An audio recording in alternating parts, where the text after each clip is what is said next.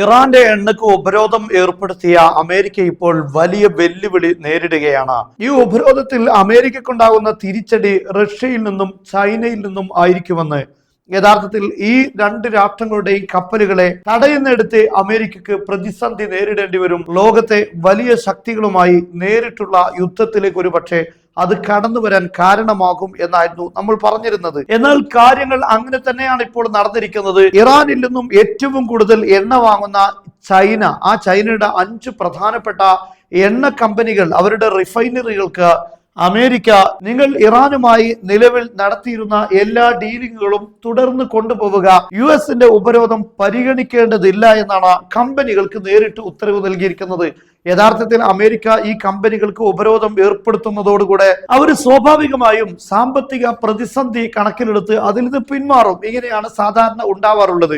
പക്ഷെ ഈ കമ്പനികൾക്ക് ചൈനൻ സർക്കാർ ഔദ്യോഗികമായി തന്നെ ഇപ്പോൾ പിന്തുണ പ്രഖ്യാപിച്ചു. മാത്രമല്ല, ഇറാനിൽ നിന്നും എണ്ണ വാങ്ങാൻ വേണ്ടി അവർക്ക് നിർദ്ദേശം നൽകിയിരിക്കുകയാണ്.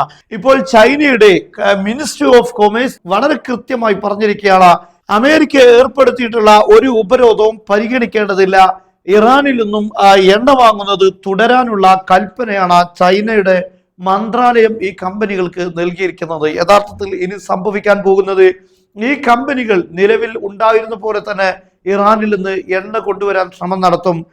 ഇറാന്റെ പോർട്ടുകളിലേക്ക് ഈ കപ്പൽ തിരിക്കും. എന്നാൽ അവിടെ അമേരിക്കക്ക് ചൈനൻ കപ്പലുകളെ തടയാൻ സാധിക്കുമോ എന്നതാണ് ലോകം ഉറ്റുനോക്കുന്നത്. അങ്ങനെയുള്ള ഒരു കാര്യത്തെ വെല്ലുവിളിക്കുകയാണ് യഥാർത്ഥത്തിൽ ചൈനൻ ഭരണകൂടം ഈ ഒരു തീരുമാനത്തിലൂടെ എടുത്തിരിക്കുന്നത്. നോക്കൂ നിങ്ങൾ, മറ്റൊരു പ്രധാനപ്പെട്ട വാർത്തയാണ്, A national Iranian tanker company VLCC super tanker, ഇറാന്റെ ഏറ്റവും വലിയ പ്രധാനപ്പെട്ട ടാങ്കർ കമ്പനിയായ VLCC carrying more than 1.9 million barrels of crude oil, 1.9 million barrel crude ഓയിലുമായി ആ ടാങ്കർ, ഇറാന്റെ ഏറ്റവും പ്രധാനപ്പെട്ട ടാങ്കർ ഇപ്പോൾ യാത്ര തിരിക്കുകയാണ്. വാല്യൂഡ് അറ്റ് നിയർ $220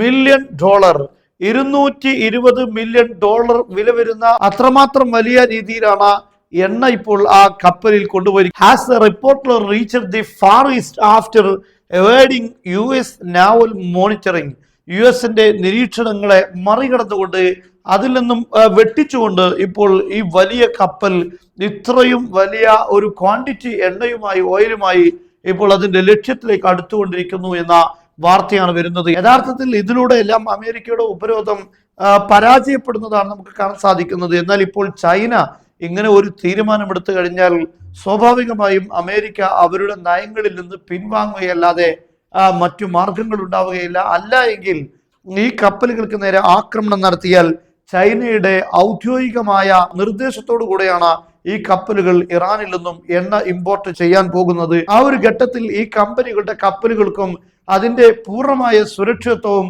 ചൈനൻ സർക്കാരിന്റെ കരങ്ങളിലാണുള്ളത്. അതുകൊണ്ട് തന്നെ ഏതെങ്കിലും രീതിയിൽ തന്നെ തടയുകയോ ആക്രമണം നടത്തുകയോ ചെയ്താൽ തീർച്ചയായും ചൈനയുടെ ഭാഗത്ത് നിന്ന് സമാനമായ തിരിച്ചടികൾ ഉണ്ടാകുമെന്ന കാര്യത്തിൽ സംശയമില്ല.